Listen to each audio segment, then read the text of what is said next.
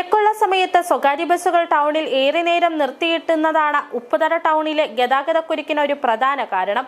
എന്നാൽ ഇതിന് പരിഹാരം കാണാൻ കഴിയുന്ന ലക്ഷങ്ങൾ മുടക്കി നിർമ്മിച്ച ബസ് സ്റ്റാൻഡും കംഫർട്ട് സ്റ്റേഷനും അധികൃതരുടെ അനാസ്ഥ മൂലം നാശത്തെ നേരിടുകയാണ്.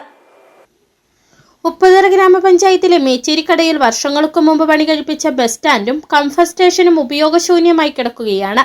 അനധികൃത പാർക്കിംഗ് നടത്തുന്ന ഇവിടം ഇന്ന് സാമൂഹ്യ വിരുദ്ധരുടെയും മദ്യപ സംഘങ്ങളുടെയും താവളമായി മാറി.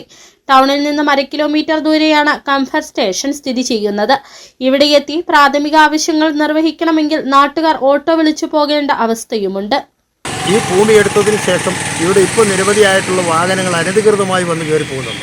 എന്നാൽ ഈ പഞ്ചായത്ത് ഈ ഭൂമി എടുത്ത് ബസ് സ്റ്റാൻഡിന് വേണ്ടി എടുത്തതിന് ശേഷം ഇവിടെ 10 പൈസയുടെ ഗുണം ഈ ഗ്രാമപഞ്ചായത്തിന് ഇതിൽ നിന്നുണ്ടാവുന്നില്ല.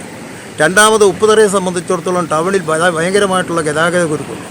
എന്നാൽ ഏറത്തെ A.T. തോമസ് എന്ന് പറയുന്ന ആൾ ഉൾപ്പെടെ അവിടെ ബൈപ്പാസ് റോഡ് അതിനുള്ള സ്ഥലം കൊടുക്കുകയും അവിടെ ബൈപ്പാസ് റോഡ് ഈ കംഫർട്ട് സ്റ്റേഷൻ ഉപയോഗിക്കുവാൻ കഴിയുന്ന വിധത്തിൽ ഉപ്പുതറ ബൈപ്പാസ് റോഡ് പ്രയോജനപ്പെടുത്തിയാൽ ഗതാഗതക്കുരുക്ക് പരിഹരിക്കുന്നതിനും കംഫർട്ട് സ്റ്റേഷൻ ജനങ്ങൾക്ക് പ്രയോജനപ്പെടുത്തുവാനും കഴിയും.